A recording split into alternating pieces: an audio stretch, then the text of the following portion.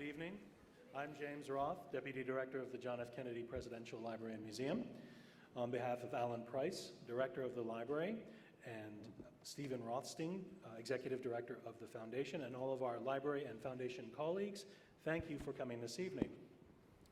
I would also like to acknowledge the generous support of our underwriters at the Kennedy Library Forums, lead sponsors Bank of America, the Lowell Institute, and our media sponsors, the Boston Globe, Xfinity, and WBUR. I'm also delighted to welcome all of you who are watching tonight's program online. And I'd like to take a little bit of a moment and please ask everyone to check your phones and make sure that you've silenced them tonight. Thank you very much for that. I should do it myself. That's good. The United States and the United Kingdom are often said to have a special relationship because of the many historical and cultural ties between the two nations. John F. Kennedy certainly had a special relationship with the United Kingdom from the time he spent living in and studying the country as a young man to his visits there as President of the United States. We are so pleased to have this timely opportunity to explore this significant chapter in the United Kingdom's politics and international relations in depth this evening. And now it's my pleasure to introduce tonight's panelists. Gerard Baker is editor-at-large at the Wall Street Journal. He is the former editor-in-chief of Dow Jones and the Wall Street Journal. He served as editor-in-chief between 2013 and 2018 and was deputy editor-in-chief between 2009 and 2013. Previously, he was U.S. editor and assistant editor of the Times of London. And in 1994, he joined the Financial Times as Tokyo correspondent, moving on to head the paper's Washington bureau and serving as the FT's chief U.S. commentator. He also covered economics for the BBC and worked as an economist at the Bank of England and Lloyd's. Ambassador Nicholas Burns is the Roy and Barbara Goodman Family Professor of the Practice of Diplomacy and International Relations at the Harvard Kennedy School of Government. Professor Burns, Professor Burns served in the United States government for 27 years. As a career Foreign Service officer, he served as Undersecretary of State for Political Affairs from 2005 to 2008. He also served as U.S. Ambassador to NATO, Ambassador to Greece, and on the National Security Council at the White House, among other assignments. Dr. Karen Donfried is president of the German Marshall Fund of the United States, a nonprofit organization dedicated to strengthening transatlantic cooperation. She has previously served as the German Marshall Fund's Senior Director of Policy Programs and Executive Vice President, as well as Special Assistant to the President and Senior Director for European Affairs on the National Security Council at the White House, a National Intelligence Officer for Europe on the National Intelligence Council, European Specialist at the Congressional Research Service, and on the State Department's policy planning staff. I'm also pleased to introduce our moderator for this evening, Elaine, I always mess up some of these names, and tonight is yours. Papoulias, Elaine Papoulias is the Executive Director of the Minda de Gunsberg Center for European Studies at Harvard University. From 1999 to 2012, she served at the Harvard Kennedy School as Director of the Koukoulas Program on Southeastern Europe, integrating this region into academic and executive education programs, as well as co-curricular initiatives across the university. Papoulias' professional experiences include advisory, public affairs, communications, and analytical work for government agencies, political candidates, and nonprofit institutions, as well as private companies across a multitude of sectors. Please join me in welcoming our special guest this evening.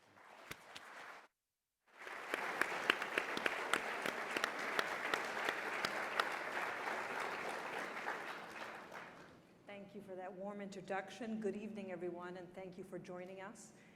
Thank you to the John F. Kennedy Presidential Library, not only for convening us tonight for this important discussion, but for being a constant source of inspiration and all of the knowledge that it disseminates. You know, this morning as I fed my 7-month-old puppy,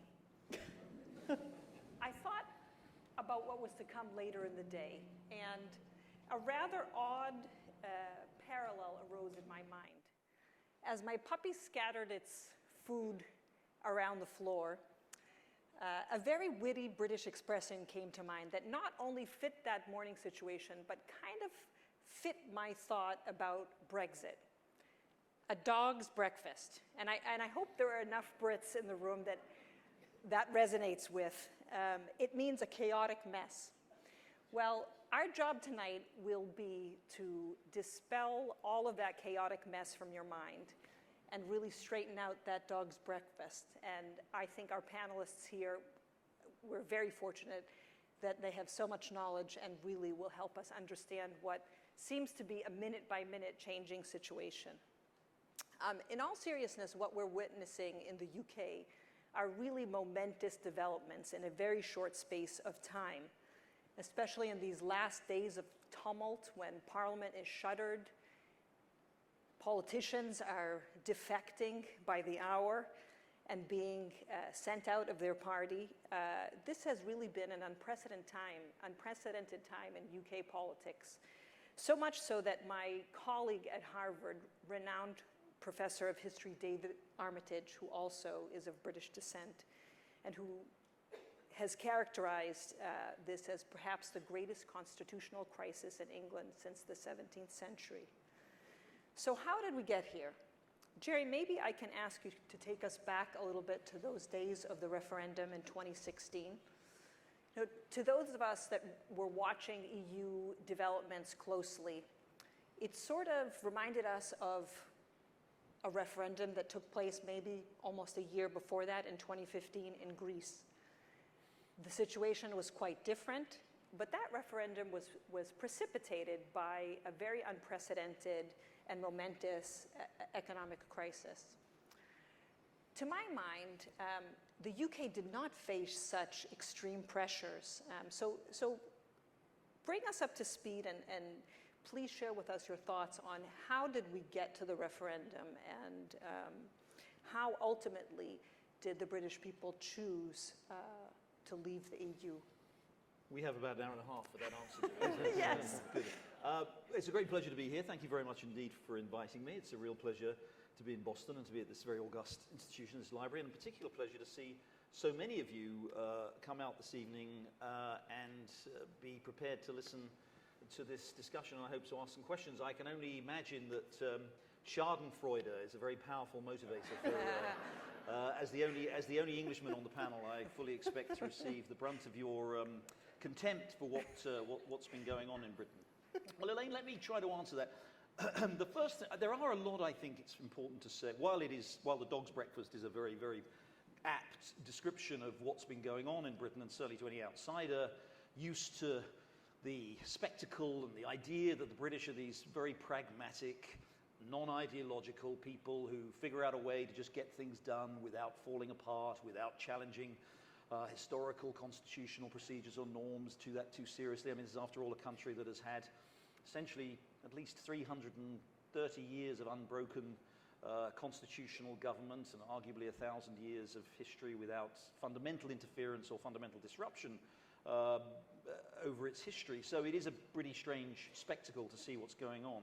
But there are a lot of misunderstandings. There is a lot of misinformation, especially unfortunately in the American media. You won't be surprised to hear that. About what's going on in the UK. So let me try and give a little bit of context, and I'm not going to take an hour and a half, but it might take a few minutes, and I'll try and give a little bit of historical context. The first thing to remember when one thinks about the 2016 referendum and the British decision in that referendum to choose, by a narrow margin, but a narrow but decisive margin, 52 to 48% on a high turnout by British electoral standards. The first thing to understand is that Britain has long been a very unenthusiastic member of the European Union. Britain, remember, initially applied to join the European Union in the 1960s when, just after the European Economic Communities was founded and was rebuffed, and then was very ambivalent about whether or not it really wanted even to be in the EU. We joined the EU in the end, the European Economic Communities it was in 1973. That was then put to a confirmatory referendum in 1975, and the British people voted by a large margin then to stay in the European Union. So that was a solid vote in favour, but it was a vote to join an institution that was, and it's important to remember this, an economic community. It was essentially, in fact, it was called the Common Market. It was a trading organization, a free trade area. 6 countries at the time. When Britain joined and 2 others joined at the same time, it became 9. Britain joined a free trade area because we thought it was in our economic interest. At the time, Britain was not in very healthy condition in the mid-1970s, and the rest of Europe looked to be much healthier. So Britain joined that. And steadily over the years after 1973-75, the European community grew. First of all, obviously took on a lot more countries, joined in steady stages of expansion. And as it grew, it became more integrated, and it pursued a strategy of becoming not just simply an economic union or a free trade area, a common market. It developed significant political ambitions. It developed all of the paraphernalia, if you like, of a kind of supranational state. Developed a flag and an anthem, and most importantly, developed a legal and political structure that required a high level of surrender of sovereignty by the nation states that joined it and that were members of it. And Britain went along with this, reluctantly, but it went along with it because it thought there were still economic benefits to be gained from being part of the Union. In the early 1990s, in the late 1980s actually, Britain joined the exchange rate mechanism, which was the precursor to the euro. Very reluctantly joined and almost immediately fell out again as a result of an economic crisis in Britain at the time. Britain never joined the common free movement area, the so-called Schengen area, because it didn't like the idea of not being able to demand passport checks and things like that. It didn't want to be part of that. Britain, of course, famously didn't join the euro when it was launched in 1997. It didn't believe that the British economy was in any way sufficiently aligned with the rest of the members of the euro area, so it didn't join the euro. So all along, Britain was a reluctant member, very much opposed to the idea of political union, and constantly pushing back at every effort that there was to tighten the political integration of Europe, and remained largely outside many of the structures of the European Union. Then what happened in the early 2000s is there were some quite dramatic changes. The first thing was a lot of countries joined from Eastern Europe, Poland in particular, Hungary, Czech Republic, others joined, and immediately, under the rules of the European Union, which had been established by the single market and the Maastricht Treaty in the early 1990s, there was free movement there was free migration within the European Union. So these countries joined from, particularly Eastern Europe, relatively low-income countries, and their workers immediately had the opportunity, their families immediately had the opportunity to go and live anywhere in the European Union. Now, at this time, the British economy was actually very dynamic and very strong. A lot of people wanted to go and work in the UK, and sure enough, year after year after year, net migration into the UK from the rest of the European Union was very high, in fact, one of the largest for most of those years. Then we had the financial crisis in the European Union in 2010, 2011, 2012, which looked as though the European Union was under tremendous strain, led to some of the tensions that Elaine talked about that led to the Greek referendum in 2015. So Britain, you must understand, Britain having been a reluctant member of certainly a political union, then confronted with these additional pressures, particularly the pressure of immigration. Britain's population expanded dramatically after immigration from the rest of the European Union after 2004, 2005. British people were becoming steadily more disenchanted with the European Union. There was a strong anti-EU movement within Britain, sort of personalised in the rather larger-than-life personality of Nigel Farage and his UKIP party, and they won significant numbers of votes in consecutive elections. In fact, in the 2014 European elections, they were the largest party in the UK. They got the most votes in the UK, and their policy was to get Britain out of Europe. Confronted with that, the Conservative government at the time, David Cameron, felt he had no choice but to deal with this long-running political sore in Britain than to put the decision to the vote of the British, to a vote of all the British people. The reason for this is that the two parties were themselves divided. So you had the Conservatives were divided, mostly in favour of staying in the EU. You had a significant number of leavers. Labour was more in favour of staying in the EU, but had also a number of people who certainly supported it who wanted to leave. So this wasn't something that could be resolved in the traditional way through an election. So David Cameron decided the right thing to do was to have a referendum. The referendum took place in 2016, and the referendum was passed. So we'll come on to more of these issues as we go on, but it's very important to remember that Britain was far and away the most reluctant member of the European Union. There were other countries too that expressed doubts. And by the way, there were other referendums in the 1990s in other countries against some of the integration. The Netherlands voted famously against. Denmark voted against. Ireland voted against certain measures of integration. But Britain was the drag, if you like, on this process of integration, and the one that was constantly demanding opt-outs from this integration. Partly because of our history, because of our culture, because of the fact that Britain has frankly, an unbroken history of parliamentary democracy, which no other European country. Britain had never been subjected to the ideological tyrannies of either fascism or communism, which every single other member of the European Union had been subjected to one or the other or both. Britain had an unbroken political history of independence and a very different political culture. So Britain had always been a reluctant member, joined in a kind of reluctant way, thinking that it would be in our economic interest to do so. And then as the Union took on more and more of a political form and less of an economic area, Britain became more and more reluctant, and in the end resulted in the referendum in 2016 and the vote to leave. So the referendum took place in 2016. It was a non-binding referendum, we should remember, and in 2017, to make that referendum binding, politicians took the measure to invoke Article 50. So here we are in 2019. Another question that is seemingly a simple question but has a long answer, and I would open this up to any of our panel to answer, is why is it taking so long? Well, I'll tell you why it's taking so long. It's taking so long because there is a division between the views of the people and the views of the people who govern them. The British people voted 52% to 48% to leave. 17.5 million people voted to leave the European Union. That is more people that have voted for anything in British history.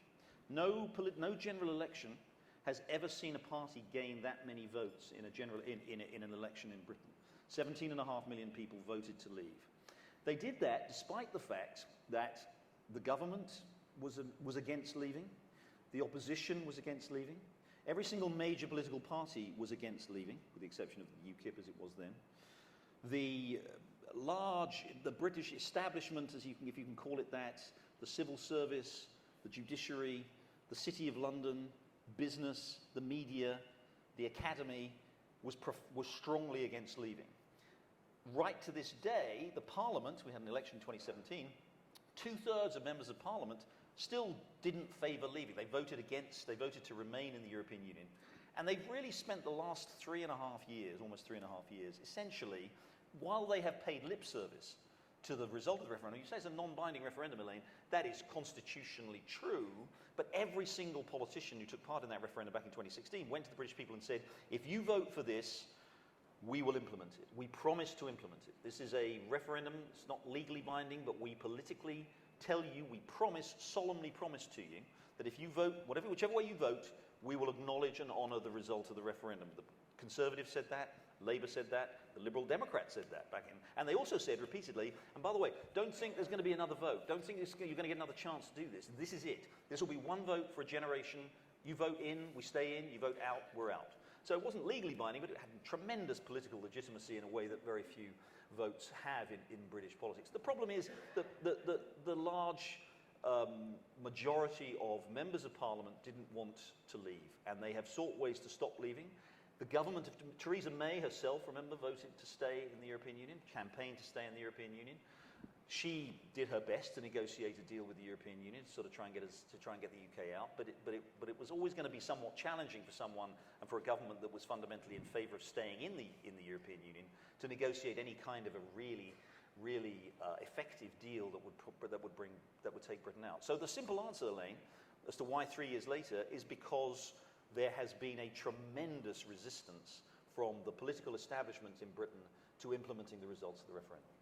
Karen. If I could just jump in, because I think you could look at it a different way as well. I mean, you had 52% of the British who took part in the referendum saying, we want to leave the EU. And then it was over to government to implement that decision. I think the 52% that voted to leave were not voting for a no-deal Brexit. What they had been sold is that the government would negotiate a withdrawal agreement with the European Union, and there would be a controlled and therefore smooth exit from the EU. Now, we can agree or disagree about whether the former Prime Minister Theresa May negotiated an acceptable deal with the EU, but she put a withdrawal agreement in front of Parliament and it was turned down 3 times, in part because her own party didn't vote for it. So you now are in a situation where you have a British Prime Minister in Boris Johnson who has not been elected. He has been selected by a majority of Conservative Party members. And I think the number of people who elected him represent about 0.2% of the British public. And he is now trying to push through a no-deal Brexit that I think it would be hard to argue has the popular support of a majority of British citizens. I mean, first of all, I think making inferences as to what the British people were voting for beyond simply voting to leave the European Union is a dangerous one. I don't know whether people were voting to leave without a deal, with a deal, or whatever. The question on the ballot paper in 2016 was, do you want Britain to remain a member of the European Union or leave the European Union? What then happened, and again, I don't want to get into too much in the weeds here, but it is quite important. What then happened is, having voted for it, the British Parliament acknowledged the result of the election, of the referendum, passed legislation to exercise Article 50 of the European treaties, which is the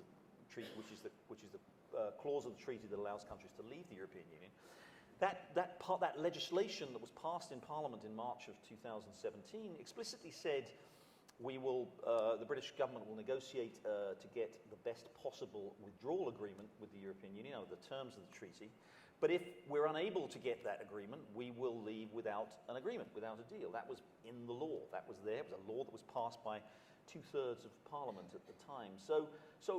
And then you talk about Boris Johnson coming in and not being elected. Well, that's not uncommon. It's happened several times that British Prime Ministers, due to a change of Prime Minister in the course of a Parliament, Prime Minister doesn't have a mandate.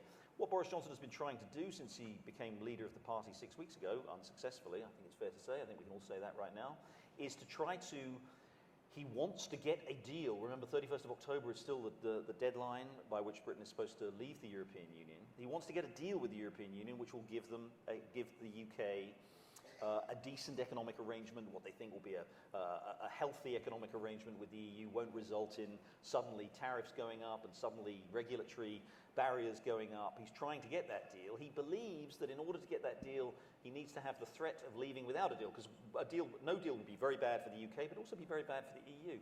And the problem is that you say, the Conservatives blocks.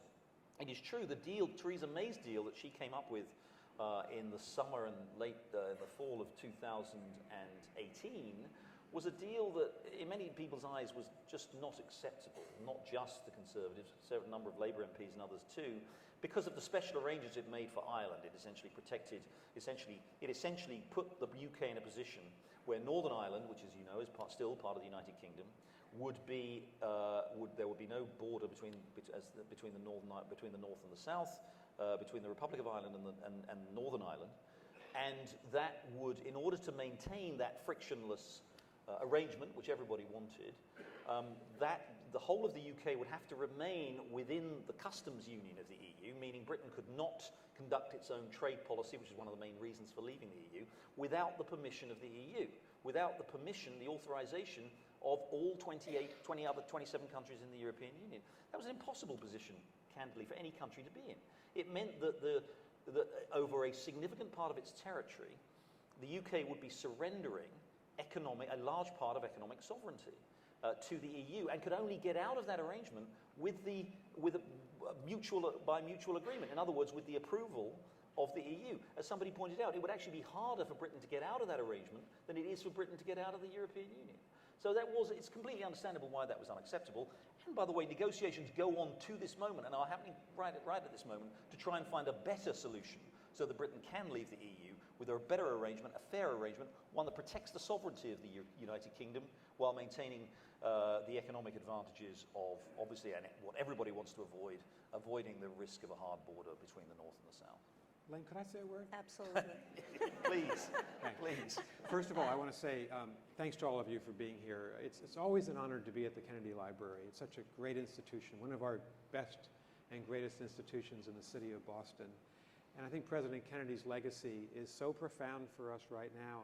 One of my not so unique observations, but one that I've been thinking about breakfast this morning, other times, is how sad a moment this is. To see these two great democracies, the United Kingdom and the United States, and it's both in a state of existential crisis. Britain because of Brexit. The United States, and forgive me for being a little bit partisan, I'm no longer in the US government, because of the disastrous policies, the divisive policies of Donald Trump. And we're the countries, think of FDR and Churchill, who offered what a lot of people call the foundational document of the Democratic West, the Atlantic Charter of 1941. We're the countries that led the Allied victory in World War II, and there has been a special relationship. I felt it as a diplomat. There's no question that even to this day, Britain's our closest strategic partner in the world. We have more trust in the government of London and probably the government of Canberra and also the government in Ottawa than any other governments in the world, for good reason.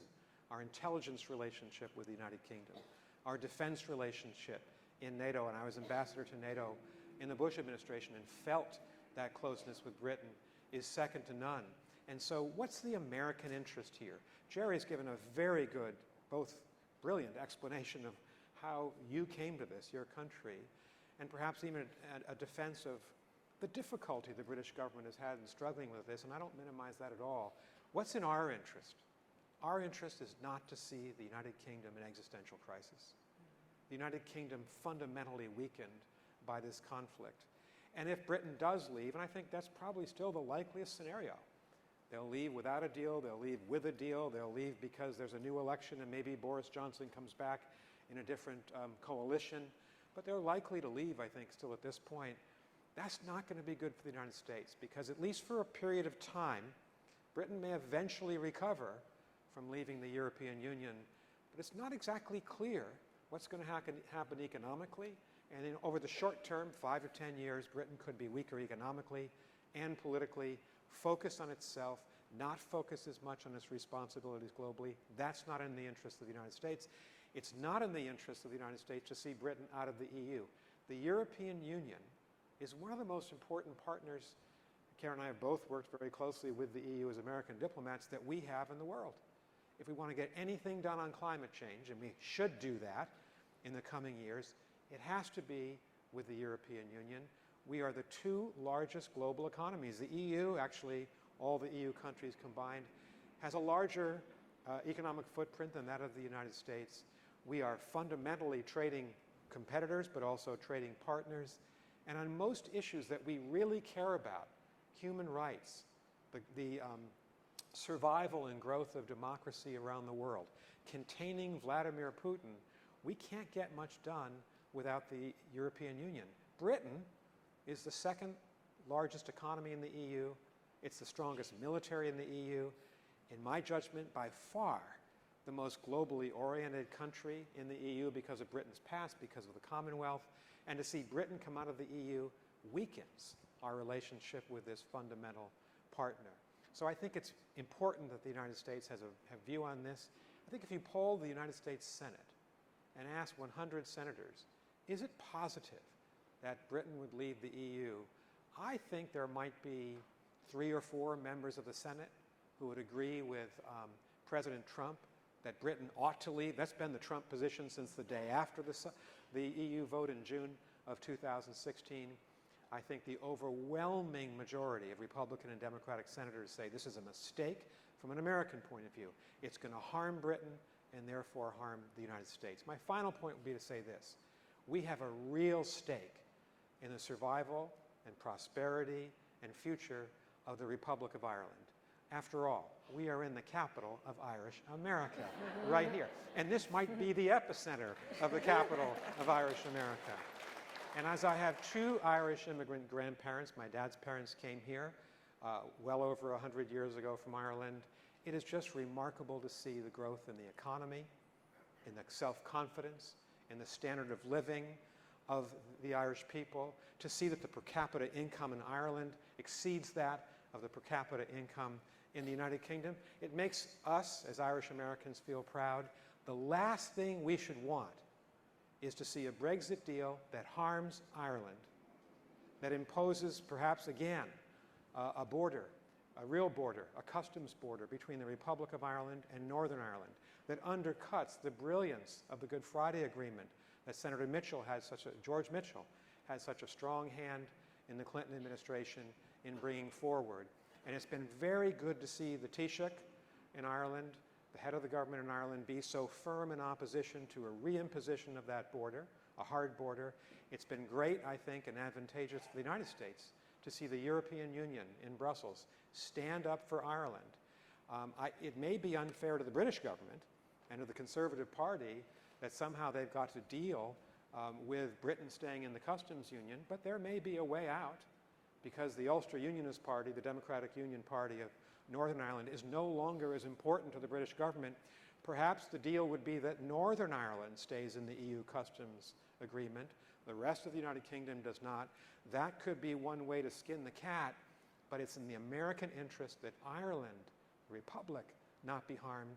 It's been so good to see my friend, Congressman Joe Kennedy, stand up and say that he would work with the Democratic leadership in the House of Representatives to block any free trade agreement between a British government and an American government, President Trump, if in fact Ireland was harmed. That's what Speaker Pelosi has said. That's what Chuck Schumer, the Senate Minority Leader, has said. The Democrats are united in the United States Congress that they will block a free trade agreement between the UK and US if the consequence of that is that Ireland is harmed. And so that's a real interest that the United States and I think the people of Boston who care about Ireland have in this process. Absolutely.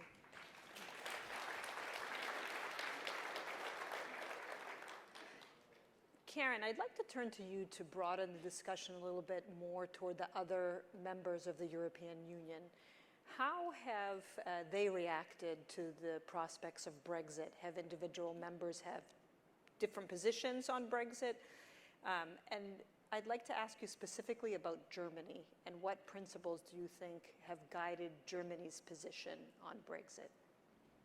I think we can also all be inspired by the example of President Kennedy when we think about the U.S. relationship to Europe more broadly and also the relationship to the U.K., given that his father was ambassador to the U.K., and whether it's the relationship to Ireland or Europe more broadly. Certainly, President Kennedy had a very deep belief in the power of the transatlantic relationship. And when we think about the UK leaving the EU and how the other 27 EU members are reacting to it, including Ireland, I have to say, I tend to think of the stages of grief. You know, Kubler-Ross has these 5 stages of grief. And I would say, you mentioned sadness. I think the overwhelming sentiment in Europe was how deeply sad it is that the second largest economy in the European Union, the UK, would decide on balance that it would rather be outside of the European Union.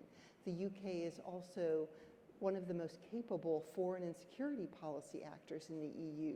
So it's been a tremendously important member of the EU. And from an American perspective, because of the special relationship and the fact that American sensibilities are very similar to British sensibilities when you talk about trade relationships. The UK has been a major advocate of free trade in the EU, open markets, no protectionism, and also on the foreign and security policy front, it's been a very close ally of the US. And when you look at how the European countries have responded to the referendum, I mean, there was these different stages, you know, of denial and negotiating and sadness, but I would say all 27 today have landed at acceptance. So, of course, it is for Brits to decide whether their country should continue to be a member of the EU. The US has interests here, the other European countries have interests here, but it's for Brits to decide.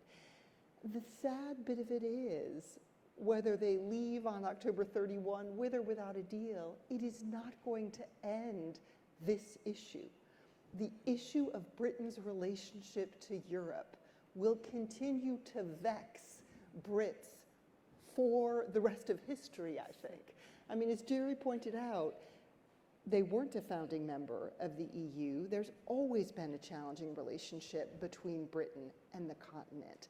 And that's not going to change when they leave the EU. Why? Because for Britain, these countries will continue to be their most important allies along with the US. The other 27 members of the EU are Britain's most important trading partners.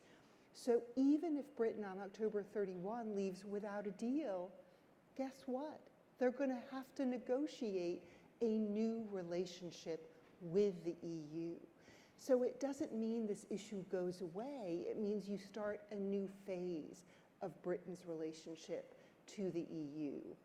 So I think the hope is the UK exit in the least damaging way for the UK and therefore also for the rest of Europe. But the rest of Europe, the other 27 members are saying, well, this is going to be bad for us because the UK is a big, powerful economy, but it's going to be even worse for the UK because there are 440 million Europeans who are not British citizens who will continue to benefit from a single market, a customs union. It's the UK that will be outside of that. And I think that explains why the other 20 have accepted that this may be what happens.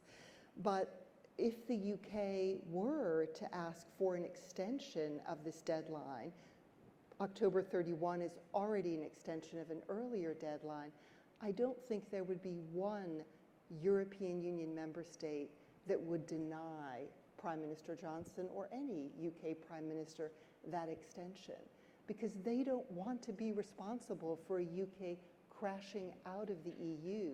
These are still deeply important allies and partners.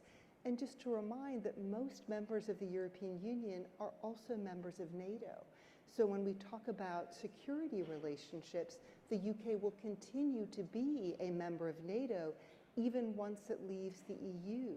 So these lines may be drawn as black and white, but the relationships will continue to be intertwined going forward, and Britain will have to define a new relationship to these countries even when it's outside of the EU, and will have to define a new relationship to the European Union as an organization. And on Germany, can you tell us a little bit about what Germany's, what were the principles driving Germany's negotiation stance? And to push it a little bit further, will the UK's eventual exit from the EU increase the expectation that Germany will take more of a leadership position of Europe? So Germany is Britain's most important trading partner in the EU. So Germany, Belgium, the Netherlands are the UK's biggest trading partners in the EU. Chancellor Merkel, Germany's chancellor, has been quite soft on the UK leaving the EU in terms of wanting to have this be as seamless a process as possible. So she's always been an advocate of giving extensions to the negotiating process. And part of that could be because of the economic relationship. Part of it is because for Germany, I think you can make the case that of all EU member states, it is Germany that values the European Union the most, because the European Union was the organization through which Germany remade itself after World War II, and it was the way that Germany rebuilt its relations to its European neighbors. So there are lots of reasons why the EU is extremely important to Germany.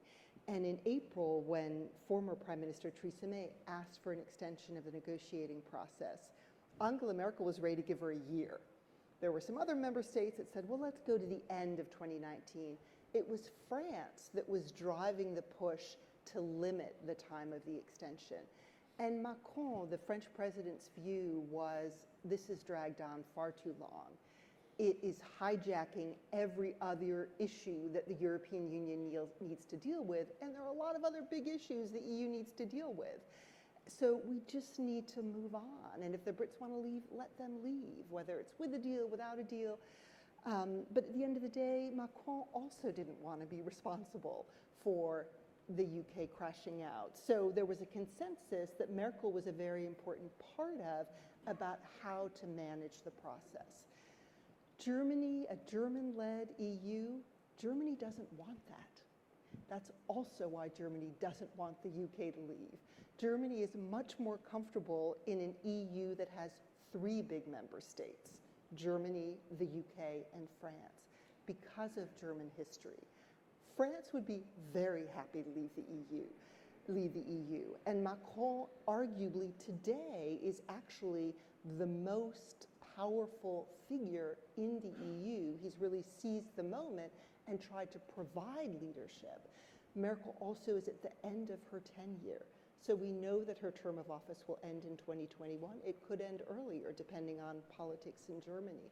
But I would point out that in every EU country, you see the rise of populism, and you see citizens unhappy with how they're being governed.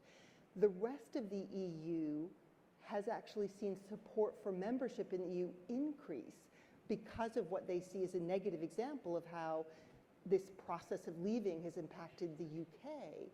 But this disgruntlement with how citizens are being governed, you see in every EU member state, whether it's Germany, whether it's the UK, whether it's France, whether it's Italy, whether it is Poland. So there are larger issues at play here that are reshaping the political landscape in every European country. Elaine, if I could just say one thing, maybe if I were in the audience and was listening to the three of us, I think we're dealing with really dual challenges here. I think Jerry's major point that I heard him making, to me, is quite compelling. Britain's a democracy. They had a referendum. There was a clear vote to leave. Very difficult in democracy to say, if you're in government, we don't like what the British people said, so we're just going to ignore it or countermand it. The British people voted to leave. And until there's another referendum that might countermand that, and no one can predict what the results of another referendum would be, it does seem reasonable that the British government would figure out a way to leave. From an American perspective, this has gone on for so long. It's been so injurious to Britain. I think what we can best hope for is some kind of decision, even if it's a decision to leave, that would inflict the least or the most minimal permanent damage on the United Kingdom. I think that's one point that I have. The second point that goes along with that, Jerry and Karen, would be to say, but we're really going to miss Britain in the European Union, which is Karen's point, because in a way the British translated the United States into Brussels and translated the European Union back to us. When I was Undersecretary of State and we had 1,000 fires to put out every day, I was kind of the daily diplomatic manager for the State Department.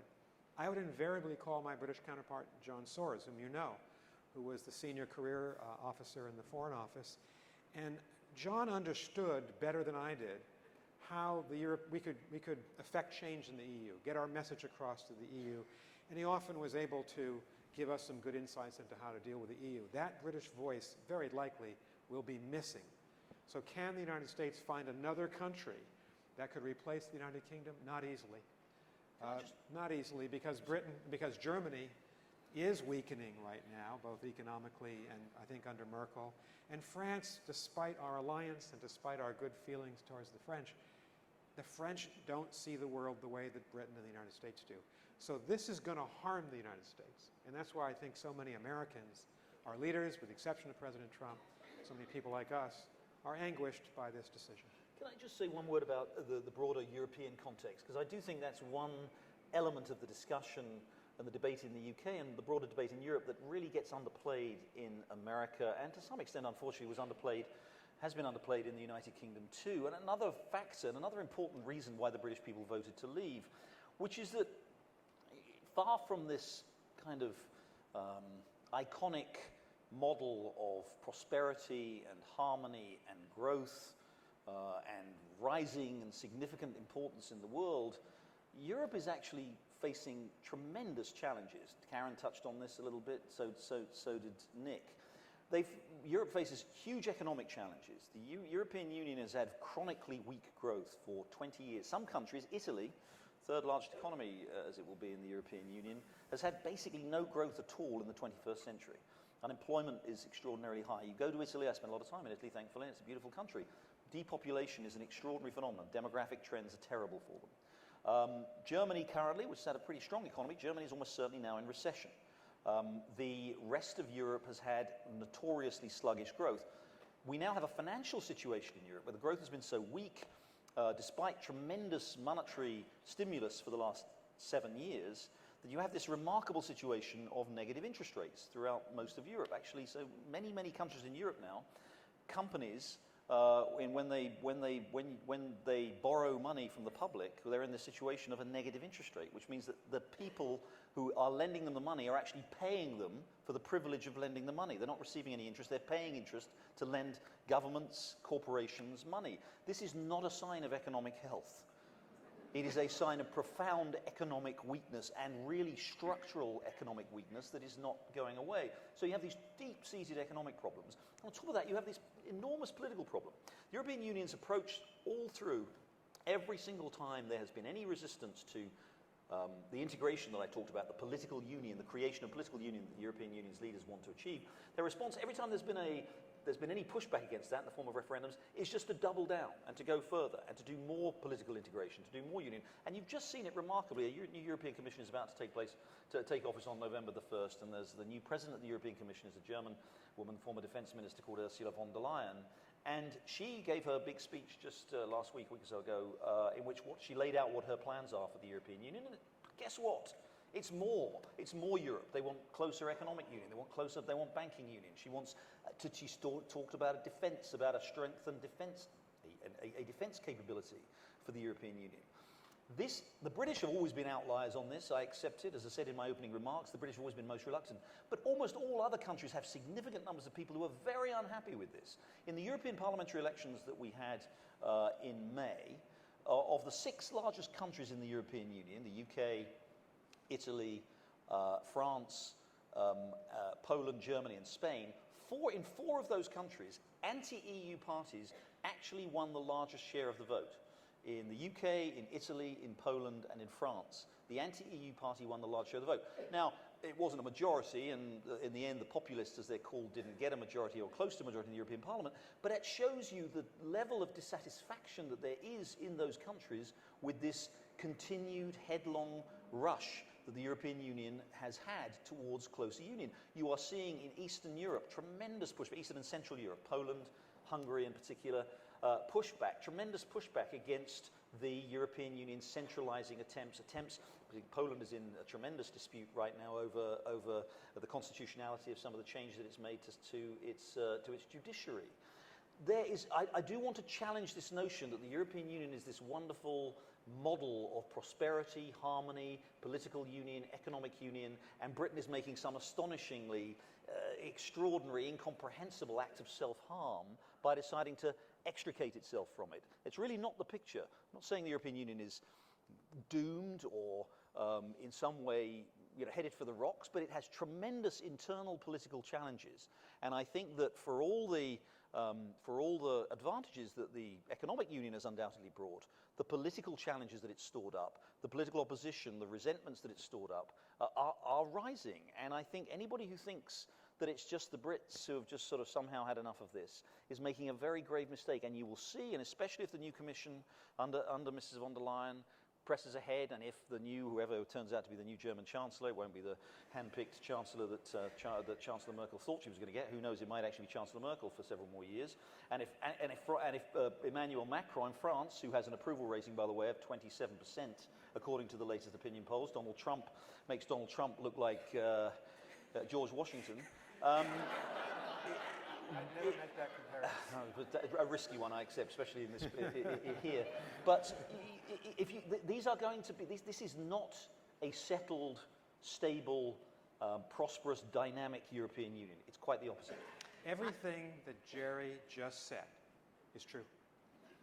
The EU has tremendous problems. No one knows that better than Karen, who was President Obama's advisor on the EU. Everything you said is true. Here's what's also true. It's in the American interest that the European Union survive and succeed. Every American president, from Harry Truman, responding to the coal and steel community that brought France and Germany together, to Eisenhower with the Treaty of Rome, to John F. Kennedy, President Kennedy, with the Common Market, to President Bush, George H.W. Bush, with Maastricht and the single currency.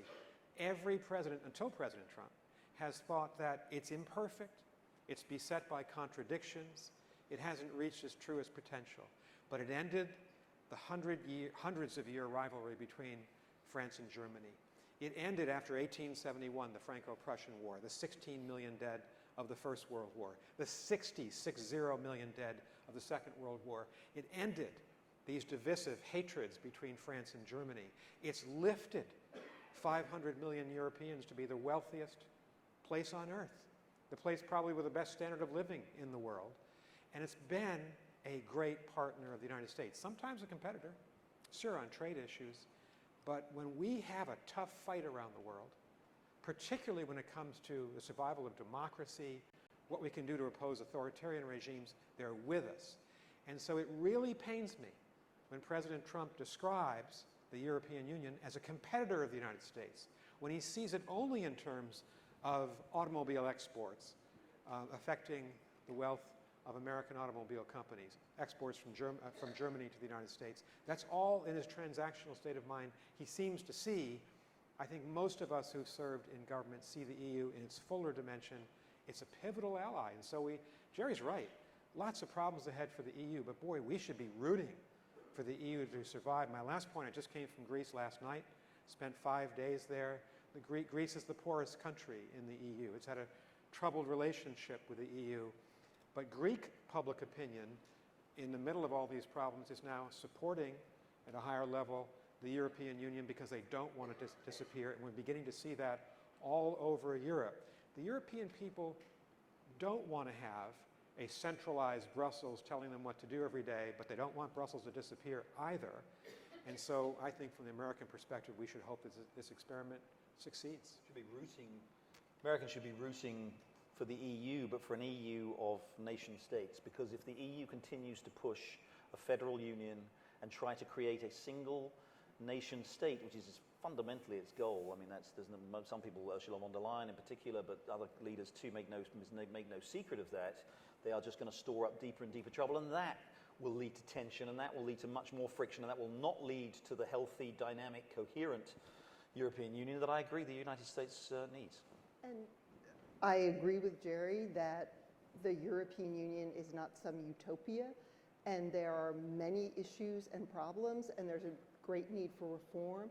I agree with Nick that it is in the interest of this country that the European Union succeed, but I would also say it is in the interest of Britain that the European Union succeed. And geography is destiny. You are not on the continent, but you are of Europe. And the decision that when your economic well-being, your political well-being is so connected to these 27 other countries that it is more in Britain's interest to leave and not try to help steer the future of that European Union. That's the piece that I can't follow logically. The UK, in its decades in the EU, has had an enormous impact on how the EU has developed. It's been a Franco-German project from the start. Britain has had minor influence at the margins. The idea that Britain, one country among 28, which has never been central to the European project, could fundamentally drive the direction of the European Union, I think is one of the myths that the British people were sold for years and years and years by successive governments, which they finally wised up to. Jerry, I would say in agreement with Karen that your version and your description of the EU you want, a union of states, has been possible until now because Britain, and the EU operates by consensus, has blocked the more centralizing proposals and has kept a lot of power in national parliaments. And with Britain not there, I think the EU is going to be weaker, and perhaps your vision, your fear of its more centralized Europe might be more likely to occur. Well, they didn't stop the most centralizing and the most federalizing project that the European Union has attempted in its history, which is the euro. And that has not been a resounding success economically. Certainly, it's been a great success for Germany, we can all acknowledge that, but it's not all about Germany. Many other countries have suffered as a result of the constraints imposed by a single currency. I will restrain myself from weighing in on this debate that I feel so passionate about, but I invite all of you in the audience and our panelists to join us any day of the week at the Center for European Studies, my home base, where we debate these issues day in and day out. But before we turn to our audience, I want to ask the panelists a final question. I think we all agree that it is really impossible to predict what will happen between now and the 31st of October and how Britain really will ultimately leave the EU. However, what will you be watching in the coming weeks to really give you clues about how things actually may develop between now and the time the UK Me first. exits? I mean, the main thing to watch, so again, without boring you with too much of the parliamentary detail, but so the situation as it stands is Britain is due to leave the EU on the 31st of October. Parliament passed a law last week, or passed into law actually on Monday, it was signed into law on Monday, which requires Boris Johnson to go to Brussels to try to negotiate a deal before the 31st of October so that Britain can leave the EU on the 31st of October without a deal, but which states explicitly and requires him to state if he doesn't get a deal that there will be an extension of the deadline, another extension of the deadline. It's like being a journalist, actually. I have to say, it's kind of constant deadlines that keep being dissolved and re-emerging somewhere later down the road. Another can-kicking exercise until the 31st of January. Boris Johnson has said he won't do that. He won't ask for an extension. This is a, irresistible force meeting an immovable object. Under the law, he does have to do that. We're going to have to see whether they find some legal loophole so he doesn't do that. The main thing to watch, though, more importantly, is whether he is able to negotiate in the 7 weeks that remain some kind of a deal, which will revolve around this issue. We talked about the Northern Irish backstop, the Northern Irish backstop. As exactly as Nick said, there is some interest, I think, in the possibility of something which, rather than keeping the whole of the United Kingdom in the customs union during this period of uncertainty, would only keep Northern Ireland within the customs union during that period of uncertainty. There is some interest in that, and it's not impossible, I think, that Boris Johnson would sign up to that. But that's what we've got to watch for the next 7 weeks, 6 or 7 weeks, until there's a European Council meeting on October the 17th, I think, and 18th. So in the 6 weeks or whatever it is till then, whether Boris Johnson can somehow negotiate something with the rest of the Europeans, particularly involving Ireland, which he will then be able to take back to Parliament when Parliament resumes its sitting in the middle of October and say, I have a deal. I know you've rejected the previous deal 3 times. This is a better deal. Vote for it, and we'll leave the European Union on the 31st of October. I think there's a 50-50 chance that will happen. If it doesn't, I think we'll see a general election in Britain probably in late November, early December. And then we'll have a new parliament, and we'll have to see what the new parliament is. But Boris Johnson's hope is that he wins that election, gets a majority. Britain is able to leave on the 31st of January with or without a deal. The opposition's hope is that, frankly, they win a majority somehow between them, and they're able to get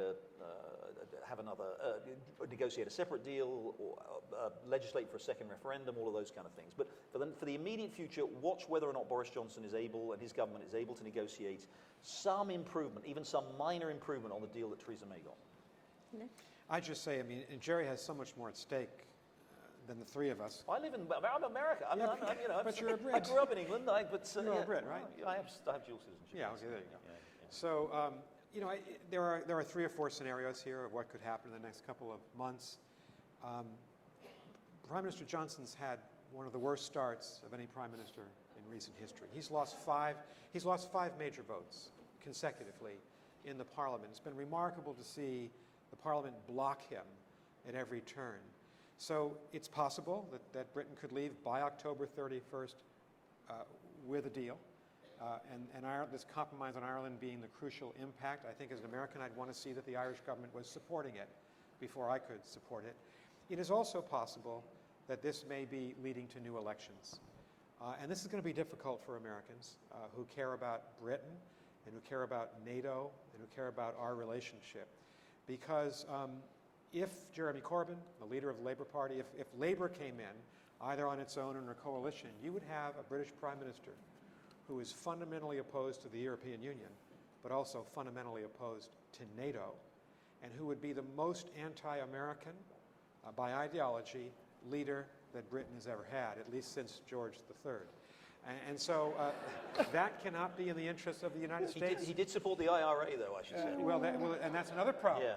Well, that's another problem. I think so.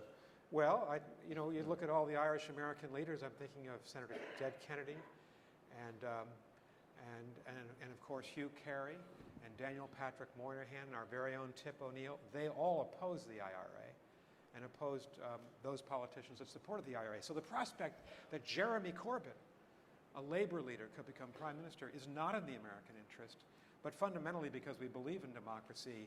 I would think this is leading to a new election. Watch the Liberal Democratic Party.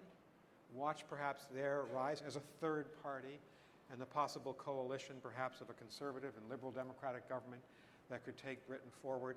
I think our greatest interest is in what is the outcome that will harm Britain the least, that will have the least probability of leading to the breakup of the United Kingdom. We haven't even talked about that yet. That if Britain does come crashing out, does that then increase the probability that the Scots could decide to make another attempt to leave? Does it increase the possibility over the next 10 to 15 or 20 years of a united Ireland, given demographic rates in the northern part of Ireland where the Catholics are outpacing the Protestants? We could be looking at the dissolution of the United Kingdom, which was formed in 1707, and could your country become the United Kingdom of England and Wales? I don't think anyone wishes that. No one wishes to see Britain weaken. It's been such a great force in politics and a great friend of the United States. So there's a lot at stake here. Well, I think the options on the table are the ones that have been articulated. It's possible that Boris Johnson could negotiate some amendment to the withdrawal agreement on October 17 and 18 when he meets with his EU counterparts. It is possible that absent such a deal, he asks for an extension, even though he has said, I would rather be dead in a ditch than ask for an extension, one of the many colorful quotes we could give from the past week. It is also possible that he decides to resign, since he has said, I would rather be dead in a ditch than ask for an extension. And there's a caretaker government that actually is the one that puts in place an extension that then leads you to an election in November. I would say watch that election in November. I mean, as Nick has just illustrated, the choice is a complicated one for British voters. I mean, you have a lot of British voters who are uncomfortable with a no-deal Brexit because the IMF, for example, has said there would be an 8% decline in British GDP were there to be a no-deal Brexit. There's likely to be a real negative economic impact on the UK, and even this government's own reporting suggests that there could be food and medicine shortages in the UK if there's a no-deal Brexit. So there's some apprehension about voting for Boris Johnson. There's apprehension about voting for the Labour Party under Jeremy Corbyn for the reasons that Nick suggested.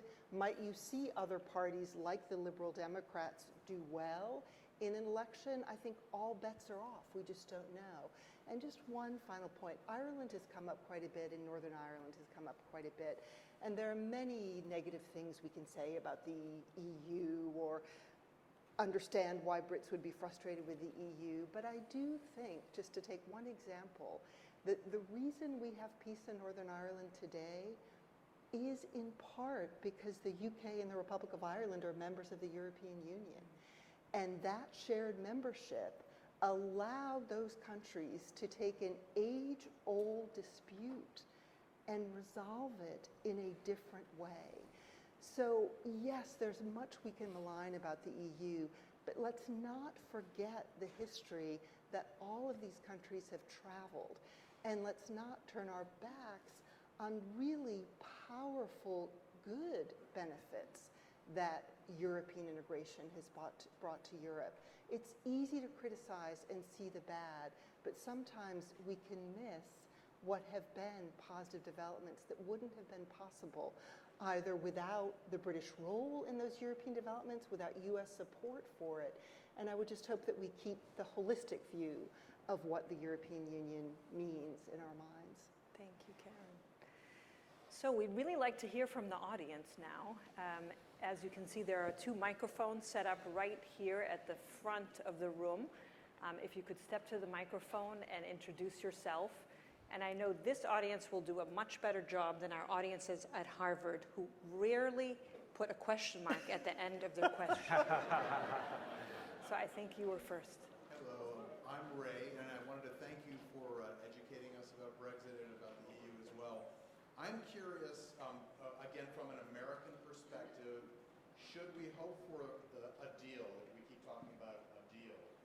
Should we hope for that, and what would it look like? And I was curious just to have short input from each of the three of you as to what that would look like. I think the American interest here, as I see it, would be for Britain to stay in. But that scenario is probably, as Jerry says, the minority scenario.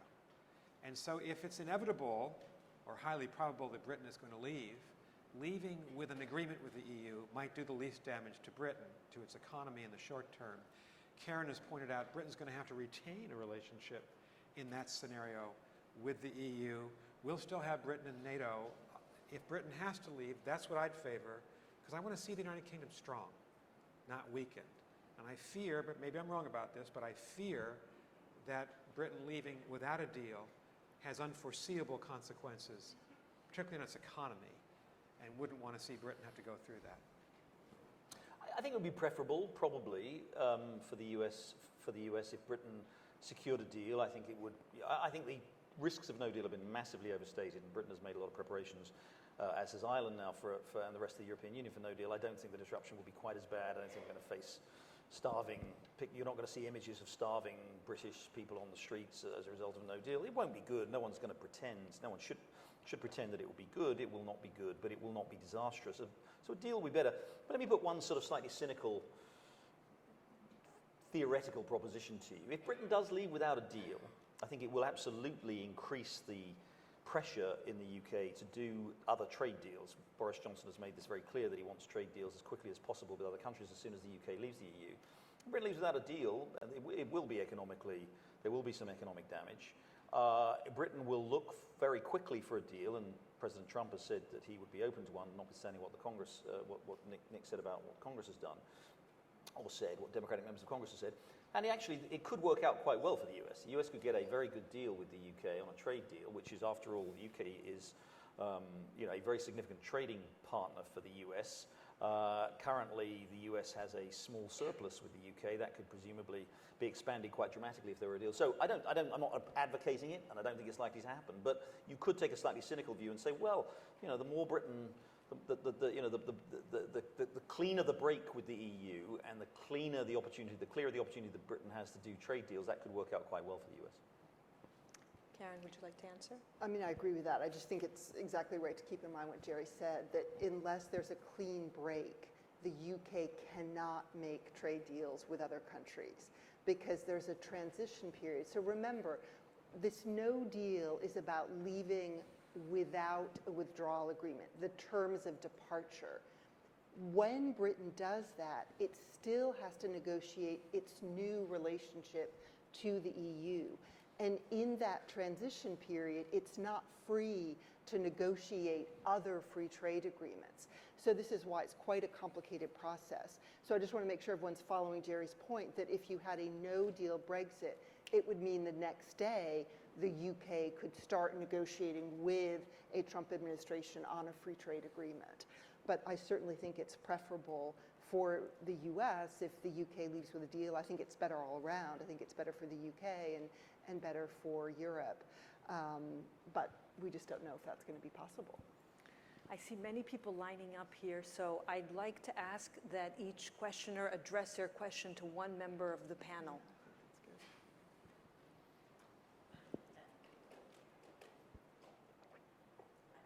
Or one of us will just volunteer to answer. Yes, sure. Yeah, don't worry about it. Don't worry about it. Hi. I have to say, I was really quite shocked when I first heard that Boris Johnson could close Parliament. And based on that, my questions are, would that be similar to if a United States president tried to close Congress? And why would the Queen give Boris Johnson approval to do this? I'm happy to take that. The Prime Minister closes Parliament usually every year. Actually, it's been an unusually long Parliament. It's lasted longer than a year. The Prime Minister, under constitutional precedent convention, asks the Queen to prorogue, as it's called, which means to suspend Parliament, so at the end of one sitting of Parliament, pending the start of a new session of Parliament. It happens every year, generally. Hasn't happened for the last almost 2 years now. It's a somewhat longer period. It's true that the Prime Minister has asked for this year, the longest period actually since 1945, and that's what's got everybody upset. But there is also, at the same time, in addition to a prorogation of Parliament, which is the formal suspension of Parliament, where Parliament doesn't sit, there is also a period when Parliament doesn't sit, even when it's not prorogued, which is around this time of year when the parties hold their own conference, their annual conferences, which is a 3-week period too. So the total amount of time that this Prime Minister has suspended Parliament for is about 3 or 4 days longer than is typical. So there's been a lot of typically sort of hyperventilating US press coverage about this, which is probably why you got alarmed. And there is obviously no constitutional comparison with the United States because the UK is a parliamentary democracy where we don't have the separation of powers. The President has no power whatsoever under the Constitution to close the Congress. He just couldn't do it. I didn't know that they did that on a regular basis. It happens every year. Can I push you a little bit on that? So why has the closure of Parliament then created such, not only an uproar in US media, but also in the UK itself? I mean, we see protesters with signs saying, "Stop the coup." We see members of Boris Johnson's own parliament really lamenting the fact that as someone who has taken up the mantle of ensuring that Brexit happens at all costs to restore the sovereignty of the UK and presumably of the UK's parliament, shuttering it for debate at such a critical time.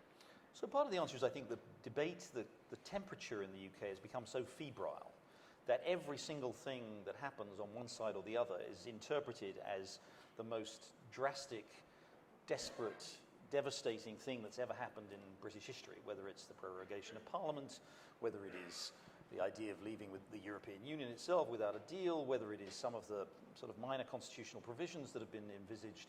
There is an incredibly hyperventilated atmosphere in the UK at the moment. As I said, and what happened is that Boris Johnson announced this plan to prorogue Parliament 2 weeks ago at a point where nobody quite knew what was going to happen. Now, he said he did it just purely as a routine thing to prepare for the next session of Parliament. Everybody knows that's not really true, that he was trying to limit the amount of time that Parliament had to consider efforts to stop him from getting a no deal. As it happened, I think actually in political terms, that backfired, because what happened was the opposition parties immediately, knowing they only had a limited amount of time to do what they wanted to do, came together very quickly and were able to stop him from getting a no deal. So, you know, this same Prime Minister who has supposedly carried out a coup against his own country has been trying for the last week to dissolve Parliament, to get a general election, to ask the people to vote for a new Parliament, and the opposition has been denying him that opportunity. So a Prime Minister who is supposedly so undemocratic that he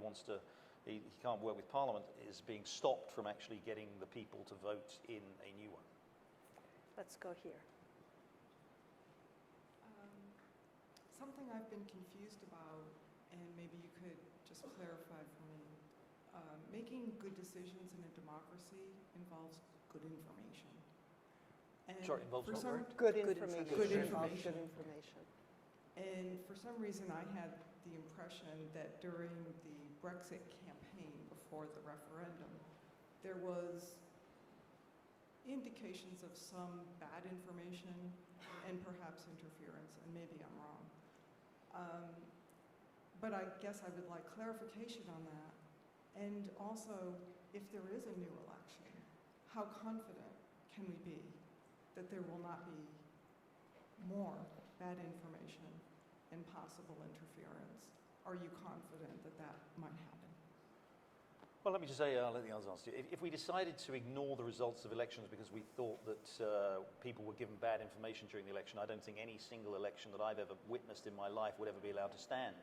Any the idea that there was something uniquely malevolent about what happened in the 2016 referendum because politicians made exaggerated claims about what may happen. Politicians earn their living by making exaggerated claims to the population. There was a particular complaint that the Leave campaign claimed that the UK would save £350 million a week. It was an exaggeration, but it was an exaggeration that's typical. At the same time, the Remain campaign made the most extraordinary assertions about what would happen if Britain voted to leave the European Union, which have not been borne out and absolutely have no basis in fact. Look, I agree with you. In an ideal world, we would have wonderful, perfect information. On the whole, we're fortunate in this country and in the UK and in most of our Western democracies that we do get good information. It gets mixed up sometimes with some bad information. We have to do what we can to try and make sure that people understand and are educated to know what is good information. But I think the idea that we can challenge a result because a result we didn't like on the grounds that people were told lies in a campaign, I think that's something that we, again, would just invalidate every election that there's ever been. This is an important question, though, and I think that Boris Johnson's brother, Joe Johnson, just resigned from the cabinet in the last few days. He wrote an article in a competitor paper of the Wall Street Journal, the Financial Times, back in November, saying, to your point, saying when the British people voted on June 16th, June 23rd, thank you, 2016, they could not have possibly known what we know now 3 years later, the consequences for an exit, a Brexit from the European Union. He felt at the time, this is just this past November, that there ought to be a second referendum, not because he wanted to fundamentally question the first. He said, we know so much more, we're so much better informed as a population as to what the consequences are 3 years later. But in a democratic system, he thought there ought to be a second referendum. It's another way of answering your question. Are voters well enough informed? The British people certainly know more now about the consequences, pro or con, than they did when they voted on June 23rd, 3 years ago. Yes, sir. So I want to ask my question to Mr. Burns. So speaking of Brexit and even on a larger scale, United States relation with EU in the near future, politically, what negative role Russia can play? And economically, what positive role China might play? In what context would they play? To construct a new relation between the United States and with its new EU in the new scene. Well, I mean, certainly the European Union is one of the most significant economic powers in the world, so therefore, when you think about China and Russia, the United States, the EU is a heavyweight, much stronger than Russia. But from another perspective, I value the EU because I am opposed to authoritarianism in China, certainly opposed to authoritarianism rule in Russia, opposed to what the Chinese and Russians are doing to send an ideological message that their system is somehow superior to the democratic system, certainly opposed to what Putin is doing in his invasion and occupation of Crimea and his annexation of Crimea. So I value the EU as a power that can help us check and limit the power of both Russia and China in the world today. I think there's a worldwide battle for democracy and its future underway. Jerry and Karen have both spoken to elements of it. Our partnership is really with the democratic West, with the NATO countries who are also, in large part, the EU countries, rather than with Russia and China. So I don't see Russia and China having a positive influence in Europe that would actually accentuate the interests of the United States. I think the reverse is true. And the side. Hi, I'm Peter Metz from Needham. First, I want to thank you because I just learned in the past hour far more than I could have ever learned by reading hours of the New York Times or watching hours of television, even if it's the PBS NewsHour. So thank you. If I heard correctly, you said that the primary grievance that the British public had was that they were losing sovereignty. So my question is, then why do you need to bust out of this arrangement? Why not fix it?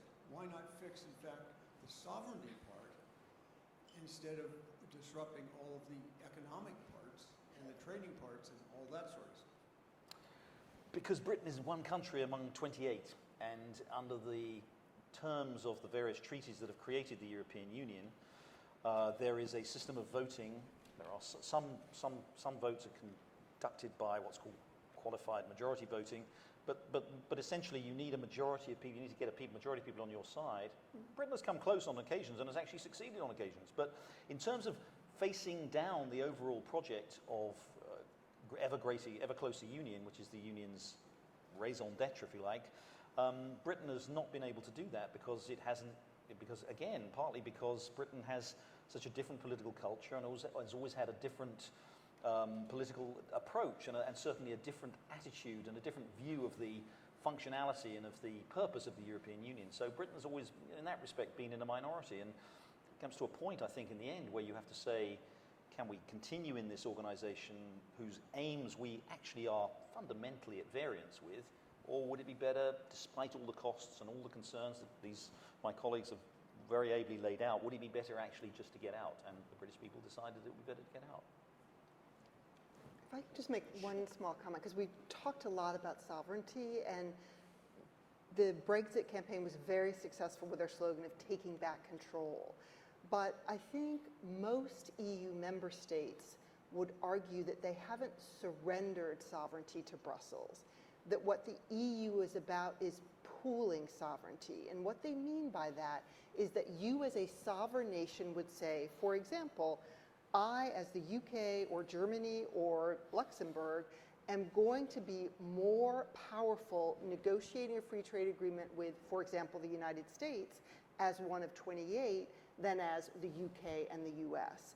And I know there's concern in the UK about what the quality of a free trade agreement with the US will be, because the UK is the much weaker partner in that negotiation.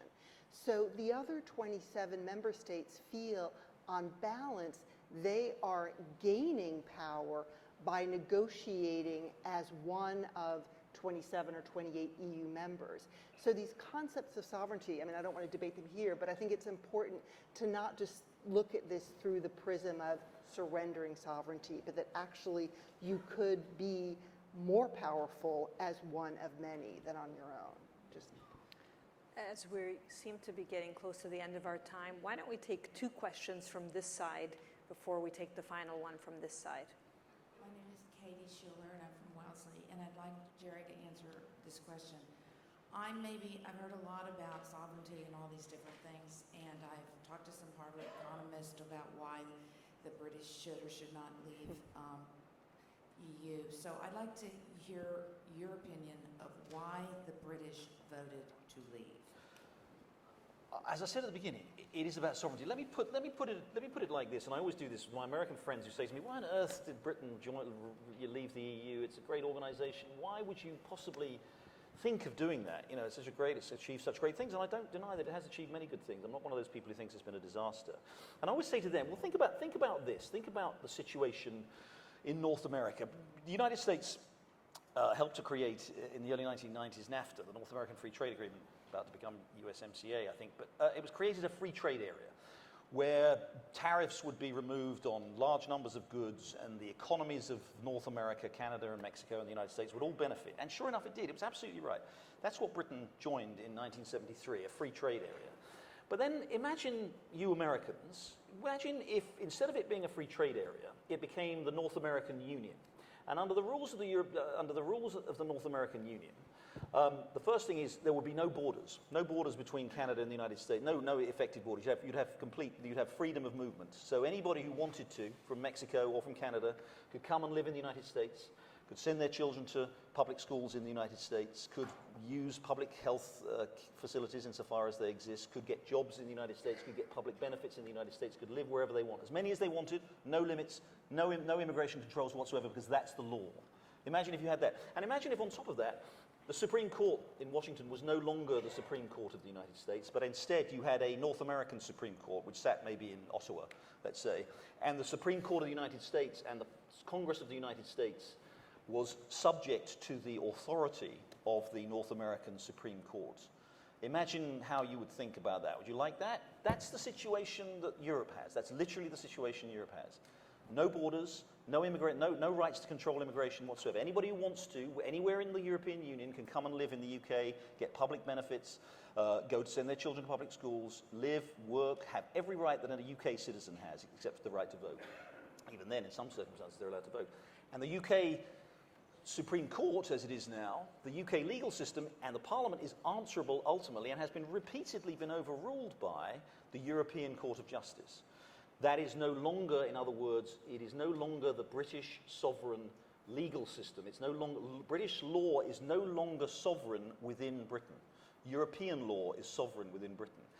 This is something Britain tolerated for a long time with growing dissatisfaction, but in the end just wasn't prepared to tolerate it any longer, especially with the immigration issue, because that became such a practical concern as opposed to sometimes the rather abstract concerns of law. So I just ask you, think about that. Think of that's what the European Union represents, and it's achieved, as I said, many great benefits for people as a result of that, but that's what sovereignty means. It means you no longer are essentially an independent country with your own sovereign rights and your control over your own laws and your own parliament and your own leaders.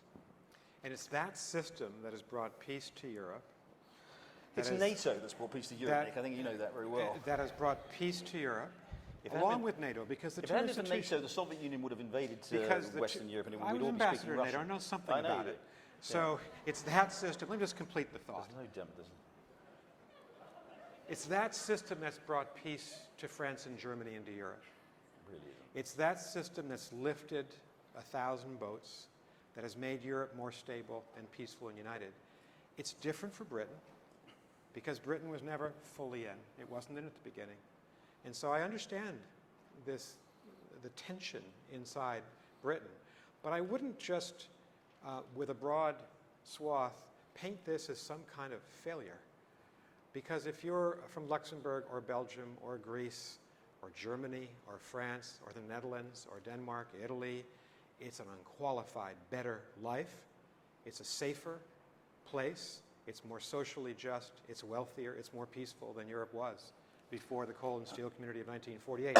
So it's one thing to argue what's best for Britain, but I wouldn't say that what's best for Britain means that the EU has been a failure. I just reject that intellectually. The United States kept the peace in Europe after 1945. We were a decisive factor, and I'm not running away from that. Do you honestly think, given the economic and political condition in 1945, if the European Union hadn't been founded, and if NATO had been founded, that somehow France and Germany would have gone to war at any point in the next 30 years? It's just inconceivable. It's absolutely inconceivable. So the United States has been a central factor in the peace of Europe through NATO. I know and that now because the Europeans because reject I served that very security blanket under which they've lived for 50 years. The alliance, and the Europeans are not rejecting NATO. You know that every European country went into Afghanistan with us, Jerry, after 9/11. But they're not making the contributions that are necessary that to they really suffered 1,000 combat deaths. Sure. Just look at the data. I went to Afghanistan with my European colleagues, visited our troops there. They all went in to Afghanistan with us after 9/11. They have stayed there to this very day. I understand that Britain has had doubts about the EU, but I think it's quite wrong then to somehow damn the European Union as a failed experiment when it's been a success for the great majority of Europeans. I didn't say it's been a failure. I said it succeeded by removing sovereignty from nation states, and ultimately that's something you can do for a while. I don't think you can do it indefinitely. And not even in all respects, because the European peoples in every country enjoy full sovereignty on some matters. They've devolved sovereignty, or pooled, as Karen said, on other matters. It's complicated. It's hard to be the chair and stifle great debate, but I also have been asked to keep time. So I'm going to ask for these two last questions. Let's collect them as the final two and then go to our speakers. I've got a question for Jerry. I first of all just very, very quickly want to say that as someone who wouldn't have been alive if my ancestors hadn't been able to come to Britain before we had any immigration laws, I just, as a British person, want to sincerely disagree with your overwhelmingly negative characterization of immigration to Britain, but that's not my question.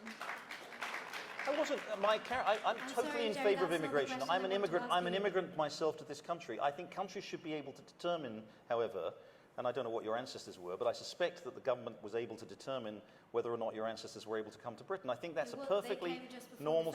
It's one of these ridiculous canards, I'm afraid, that is continually presented again, that we are somehow xenophobic, anti-immigrant, anti-foreigner. It's completely unfair and completely untrue. The UK had very high levels of immigration before we joined the European Union. We had very high levels of immigration before the European Union introduced the notion of complete freedom of movement. It's just the question of whether or not a country can control the number of people who come within its borders. It's not being anti-immigrant. The question I want to ask you is that do you not agree that a significant political lesson we need to learn from this is that a Prime Minister should not call a referendum unless they're willing to pin their name to the recourse for change? You belittled politicians making exaggerations, but arguably, if the Prime Minister who called the referendum had supported the recourse for change, the British public would have known who the negotiator was before we went to the vote. Journalists would have been able to hold that negotiator to account and ask them specific questions about how they were going to carry out the negotiation process, and we would have had many more answers than we would have done if David Cameron hadn't used the referendum as a political gamble when he was actually hoping that it resulted in no change whatsoever. Okay, thank you. And last question. Thank you. My name is Ajram, and I'm an international exchange student from Germany. And my question is particularly addressed to the American gentleman in the center, because you claim that, but also to Britain, because you claim that the United States is devoted to human rights and so on. How can you make this claim in the background that is not only this administration, but also the Obama administration and throughout all the history backs autocratic dictatorships, sends arms and weapons to them, like the United Arab Emirates, Saudi Arabia, which is slaughtering people in Yemen, and I mean slaughtering, not killing, because they're slaughtered. And I have to include Germany because we don't do enough against it too. And also in the background that so many people are drowning in the Mediterranean and are basically not allowed to embark on the coast, and or so many people are dying in the Sonoran Desert. So how can you make this claim that the United States is, or also Britain, and I include Germany because I don't want to be a hypocrite, is devoted to human rights? Okay, we've got it. Thank you. Thank you very much for your question. I would just say simply, this is a very big subject. It would require a lot of conversation between you and me to get to the bottom of it. The creation of the United States around one idea of human freedom and human equality was a revolutionary idea in 1775 and 6, and it is today. And we don't claim to be perfect, but the existence of our country, the promise of the Declaration of Independence, particularly the promise of the Constitution to afford people individual rights, is one of the greatest ideas in the history of humanity, and our country represents that. And I would extend that argument by saying our country and the United Kingdom have been the greatest defenders of human rights in the creation of the United Nations, in the UN Declaration of Human Rights. We have sometimes during the Cold War, for instance, aligned ourselves, not allied, but aligned ourselves with dictatorships and authoritarian governments. We have friendly relations with the United Arab Emirates and with Saudi Arabia, and both of those countries are human rights violators. But in the main, we are the defenders of democracy and human rights in the world compared to the other great powers, China and Russia. And that's why we're here tonight, to talk about the future of this great democratic space in Europe, the European Union, as well as the NATO countries. And so I don't agree, respectfully, with your question and the foundation of it, that somehow we should be ashamed in our country of our policy, our foreign policy. I'm not. I think we're still, Lincoln said, we're the last best hope of mankind. And I think given our power in the world, we have to be front and center, doing what we have to do to live up to our ideals. Thank you very much. Jerry.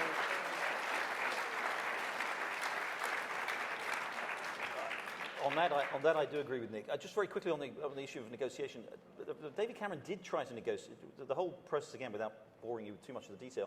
2015, after David Cameron was elected Prime Minister with a majority, he went to Brussels and said, "Look, we promised a referendum because we think it's important, because the country's divided, and I need to settle this issue for the long term. And I can't settle it in the existing parliamentary arrangement, so we need a referendum. What I need from you is some concessions so that we can win that referendum, so we can stay in the European Union." He went to Brussels, he tried to get some concessions. They really weren't interested in giving him any concessions, and you can argue the pros and cons of that. I think they could have given him more, and actually Britain, and he might have won, might have ended up winning the referendum. But he did negotiate, and those negotiations were central to the referendum argument, to the referendum campaign. He went and said, "Look, I've managed to achieve this, this, this," and the people said, "That's not really enough. We want bigger changes." But let me just very quickly say, and then I'll let Karen have the last word, presumably, but Very quickly, I want to just go back to this point. I really do, I'm very concerned, and I do really want to try and correct the impression that anyone may have that anybody who wanted to leave the European Union is anti-immigrant. The United Kingdom, just like the United States, has benefited enormously from significant inward flows of migrants. It's an enormously beneficial thing for an economy to absorb immigrants, to welcome immigrants. It improves the country's prosperity. It enriches the cultural life. It's enormously improved the standard of living. The British people have been open, very, very open. And by the way, just say there's a poll. The European Union conducts polls routinely and asks people in different countries what they think about immigration.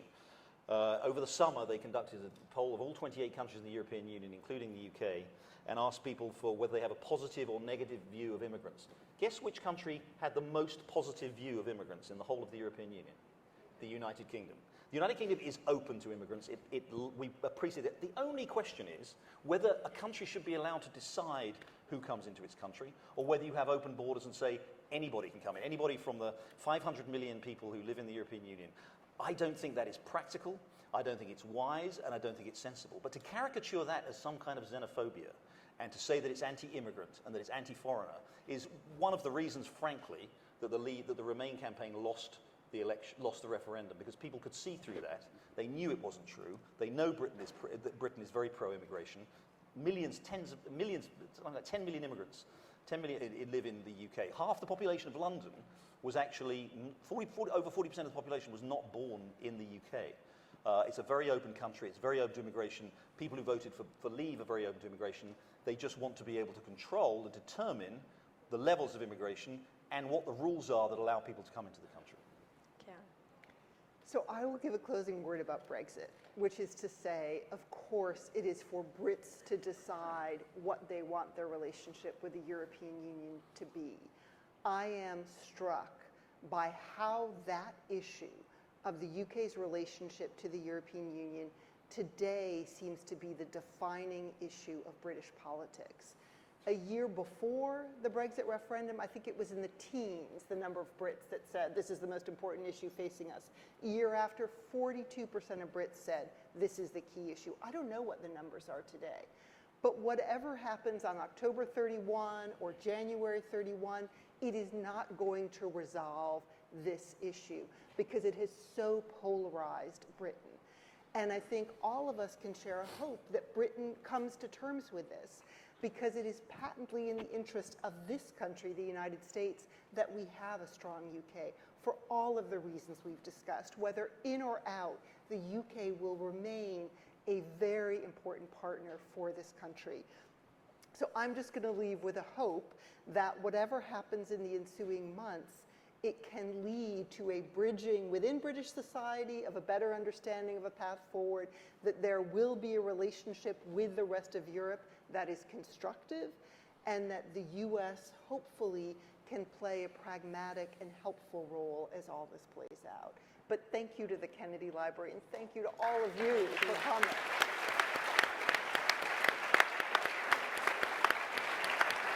Thank you all. Thank you for joining us. And thank you, speakers, for presenting such a diversity of lively views. Thank you.